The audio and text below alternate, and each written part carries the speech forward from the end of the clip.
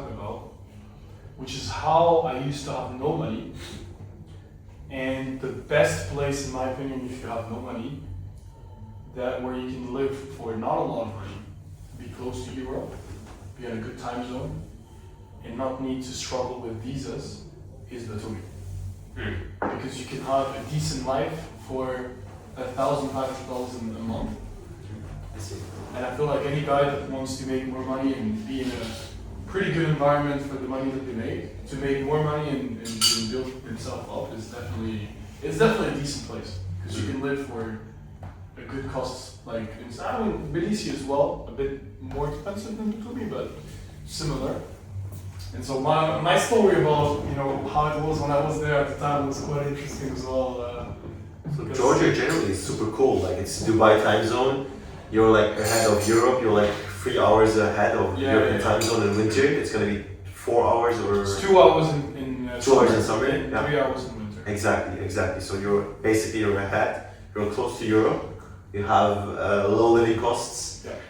And I also think like, hey, if I would like struggle cash flow wise, the first thing I would do is basically come to Georgia, lock in 3 months. That's why I might buy an apartment in Batumi, Okay. even if it's not good, even if it's an average apartment. It can bring a bit of money every summer, and it can be a sort of like security in winter in case I need to I run out of money, I go broke again completely. Well, you have an apartment there, you can survive very well, You have that security. And I know it costs 20 grand to. Are you going into an Airbnb? Yeah, I mean, it could be through Airbnb.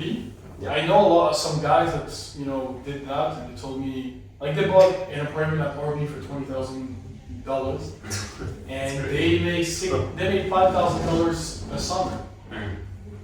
That's insane. That's like Only 25%. summer, and what about other seasons? Some season, winter they almost make no money because there's not as much demand. But Airbnb is kind of it's a branding scheme. If your apartment stands out and you're good at displaying it and so on, you can still get a lot of bookings. You get a lot of people giving you positive reviews and so on. You could even pay people to do reviews for you, and if you get a ton of reviews, you get in the ranking, and then you can even make a bit of money in winter, I think. So what do we agree on? Georgia is a good place to make money generally, or how do you think? Well, people say as making money is better to make another currency like euro, Yeah, for sure. USD, and then spend in Georgia. But to be honest, Lari is the most stable currency in all of CIS. Yeah, that's right. There is no currency in all of CIS that is more stable than Lari. Yeah. Ruble is less stable, Tenge is less stable, Manat is not bad also. Azerbaijani Manat is pretty good. Turkish lira is very bad. Turkish lira is really bad. The only 2 currencies in CIS that were stable is Manat and Lari. Literally. If you look at the numbers of the last 5 to 10 years, all other currencies were affected by the war. Lari and Manat remain stable. For me, personally, when I think always about I don't know how you guys differentiate it, but I always have 2 seasons in life. The first season is locking in work-wise, being in a place where I cannot spend money. For me, it's Europe. It's the place where I was born and raised. It's Germany, living in a small city.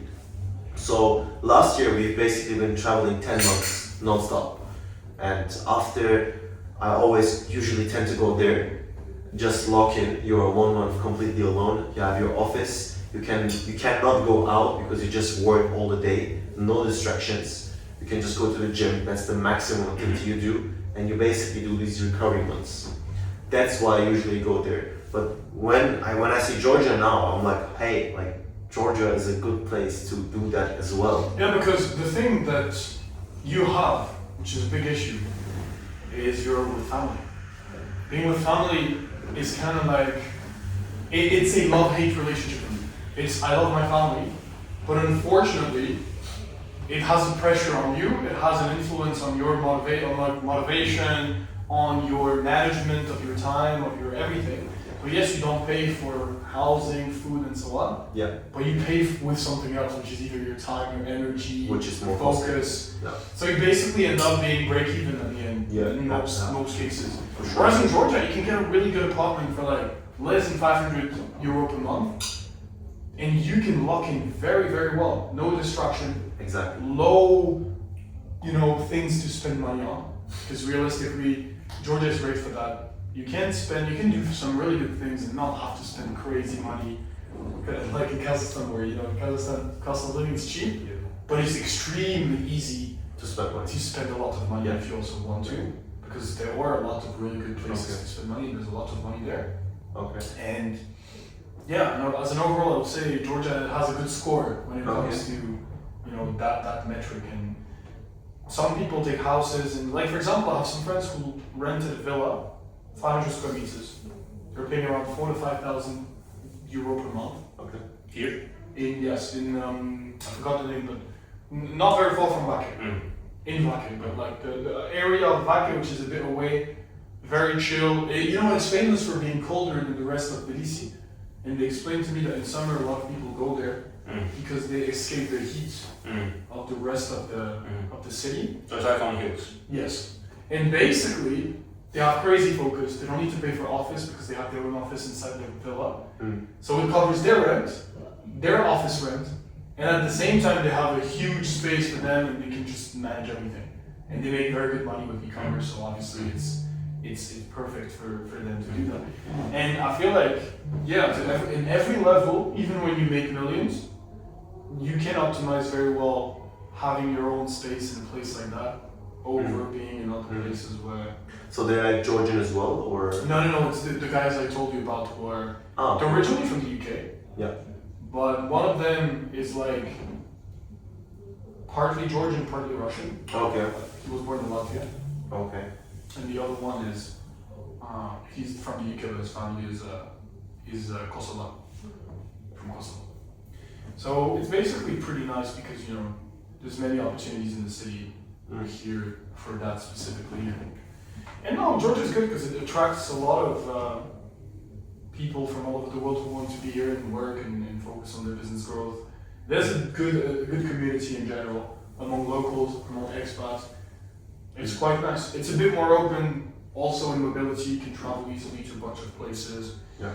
So it is nice. And one topic that I shared a video about recently, people are not aware of is, and I was mentioning this specifically because I realized it tremendously in the last few weeks, is the fact that when you are in a relatively expensive environment, what I mean by relatively expensive is UAE, Qatar, Europe, Hong Kong. Hong Kong, even China. Because let's be honest, China, it's not cheap. You go to Guangzhou, you be in Guangzhou for work, but you're gonna spend some money on taxis, on restaurants, all these things.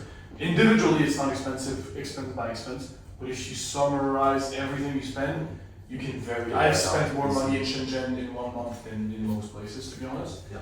And the money you will spend in those places, specifically in the UAE and Qatar, on rent, for example, you will be surrounded by people who are very average. Like you'll pay $2,500 of rent, be in a very good location, very good tower, very good amenities. And you'll be surrounded by people who have a good high-paying job. They make 5K, 6K per month, high-paying job. They're a family, so they can afford 3K rent even, because they have their own jobs, 2 incomes, etc. And the people you will meet will be quite average, although you will pay a lot of money for it. So how is that gonna benefit you? And it does not benefit you at all, because you don't really meet that interesting people. You take that same amount of money, you come to Georgia, you come to Kazakhstan, you come to other countries, CIS countries, or parts of the world where your money is worth a lot more based on the cost of living, and you will genuinely meet the richest people, the most successful people of Georgia, of Kazakhstan, whatever country you go to, just paying 2 to 3K per month. Okay. And you saw it in King David residence, where we were staying now. You look at the parking lot, it's Lamborghini Urus, it's some Brabus, G-Wagon Brabus, it's some, Defenders, some really nice cars, for literally a rent that is the same as the most average. Like it's not average, for Qatar it's nice, it's a nice building, but the kind of people that live there, they're quite average. And if you look at this specifically, you realize maybe it's just a lot more worth it to live, with less money but with more comfort in a country where the cost of living is optimized than to go to a country where everything's more expensive and your capability to access higher net worth individual is quite limited with the money you make. So do you think you can like access really good comfort and really like basically you can access a lot of things in Georgia for less money? Do you agree with that? In the comparison that Revan mentioned, it's really like that. Yeah, so you get more luxury with less money here. And like I also seen that South Africa has also. He's the expert on South Africa. Yeah. He's You good. can take the parallel. He was there like what, a month and a half ago? Yeah. Tell us about I Cape Town. actually came from Cape Town. Like Cape Town is a place. It's really magical. It's really magical. Like from the nature, it's not that expensive. Basically, you cannot spend, let's say, more than, for me it was the case, not more than like 5-10K for like a month. You cannot spend more because it is cheap. It has a good meat quality. It has good gyms. It had good weather in January, in February, in December. You know, it's reverse season. When we have winter, they have summer. So we rented a nice car. We had an E63. Of course, you can rent. You can spend like more than 10K if you have a nice villa, which costs you 20K a month. But if you, yeah. Or you can basically have something normal, which is like a 2-3 bedroom villa in a nice suburb, and you end up paying 5 to 6K euros a month, which is not that much. But it's still expensive than Georgia. It's definitely more expensive than Georgia. It's especially like if you go out partying, if you go out for dinners, you end up paying like 500-600 US dollars, which is really expensive compared to like Georgia. Or I can tell you the same story in the UAE, in Dubai. You know, I did 6 months Dubai when I was 18, which was 3 years ago. So I stayed 6 months there. First 3 months I only spent money. So yeah, I did 6 months of Dubai when I was 18. I did basically the same lifestyle, you know, the flashy lifestyle. Imagine yourself, you're 18, you have an online business, you move to Dubai. What's the first thing you do? You rent a car, you go out partying, you go on dates 3 times a week, which are like automated basically. You just schedule like your whole month with dates and you end up spending more money than like you can basically save. And I did this for like a couple months. And then after I realized, oh, there's no benefit of staying in the UAE for me at this level. Like, there's no benefit. Like, I'm 18, I have all my business doesn't depend on anyone. So, as Revan said, like, these connections, even if I meet these crypto millionaires, like, what benefit do I get from them? My business is solo, I have a system, it works, I don't need anyone. I don't need a crypto millionaire. I don't need an agency owner which makes like 10 million a month. I don't need these people because the business works and they don't benefit me. Yeah, and you know, it's interesting you mentioned that because it shows me once again how different a business model, you know, from another is. Because for me, for example, with my business, I feel like I will constantly need to meet new people and build up new things. Exactly. Which is kind of also why I spend way more than other people per month, and everyone is always telling me, bro, why are you spending so much money? But for me, it's kind of like I feel extremely bored and unmotivated to do anything if I just, you know, stay in one place, one city, one thing, don't really meet new people, just have my routine, and that's it. I enjoy it for one or 2 weeks, and then I constantly start thinking, I want to go there, you know, work on developing this with this guy, work on, like typically I have banking partnerships with a few banks in Hong Kong. Every day I think about what I could do if I would go there and work on these partnerships with them. And then I think about, you know, all the other stuff I can develop in other countries as well. And so based on one or another business, I feel like there's a really different also way that you're gonna run things out. When your business does not depend at all on meeting people, like it can be the case with e-commerce, for example, then I guess it definitely has this true, like 100%, you know, non-dependency. I still believe you have to have a certain environment around you that pushes you to go up. And I feel like, you know, Doe is a really big fan of Bali. He's a really big fan like of Southeast Asia generally. and he likes Southeast Asia a lot. I haven't been to Indonesia, been to Malaysia. I cannot say Southeast Asia is my favorite part of the world, to be honest. I tend to be a huge fan of CIS more than any other part. I like the Middle East as Which well. is quite interesting.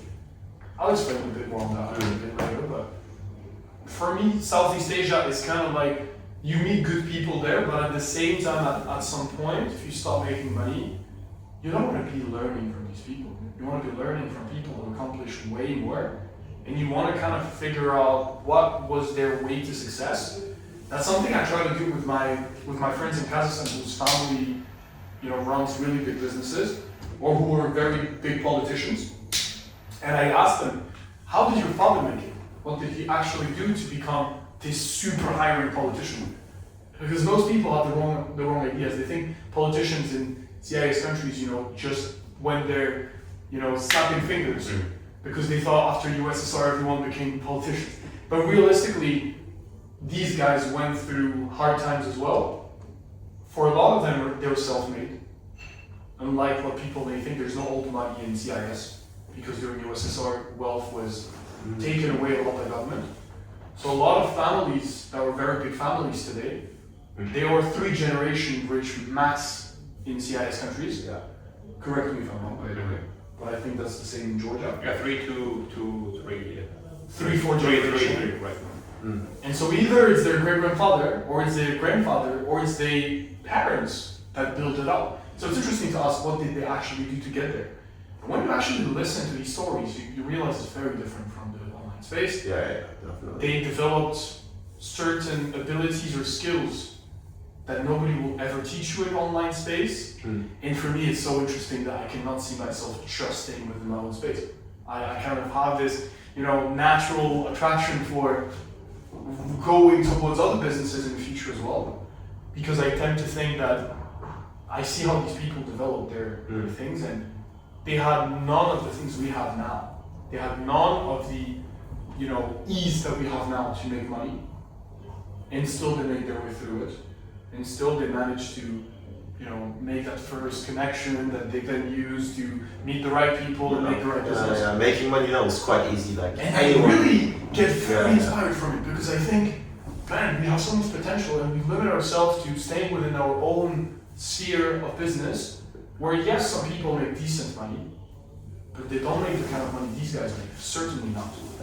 There's very few people that do. Of course, there are like a few big info guys we see online. They make big money, but this is not the case for all. You're definitely right. Like Not many people can reach Hormozy level, even Gadget level, entry tape level, and even these guys. If you look at it, they stayed partly in the online space, but they also developed outside of it. Even Gadget bought big shares in payment processes. Tate invested in many different things outside of the info space. Guys like, Hormozy, they run other businesses on the side as well. A lot of in-person events as well in their educational space. So they took out the opportunity of online space, but they expanded in other spaces additionally to it. Because they understand the big money is created from the online space, but it is amplified by the offline space. And I think it's a good leverage, but it's not the end of the game. It's not that enough. Exactly. I think that's straight to the point. Like, info is a good thing to manage to get cash flow, to manage to run other businesses. So if you ask me personally, like, how do you manage to run the e-commerce business? E-commerce is very, like, I also told them, like, e-commerce guys, we don't have money. Like, every time you ask me for money, I don't have money. Because it's either invested in products, it's either invested in ads, or it's either invested in like new stock. So you have to reinvest like without stopping. Like, you have to continue reinvesting, and you never have cash by side. So what can you do? You can just run an info offer. You can just try to get to build a community. You can do low ticket. You can do high ticket info, and you can just try to get some cash flow out of it to run the e-commerce brand. I also tell my clients, hey, like, if you want to like run the brand, I'm telling you, with $5,000. You will not build a brand. It's impossible. Or with $10,000, you will not build a brand. Impossible. Impossible. I have a couple of clients now. They ask me, like, hey, what can I do? I have $15,000. I say, it's not enough. Like, I have a couple friends who run an Airbnb offer, so I can just get you a job there as a setter or as a closer. So you start doing sales stack your money, and then come back. And while then I just teach you on how to start with the store, how to build a brand. And once you have the right money, once you have the right amount, you can start building a brand. Because with 10 grand, you cannot build a fashion brand. Impossible.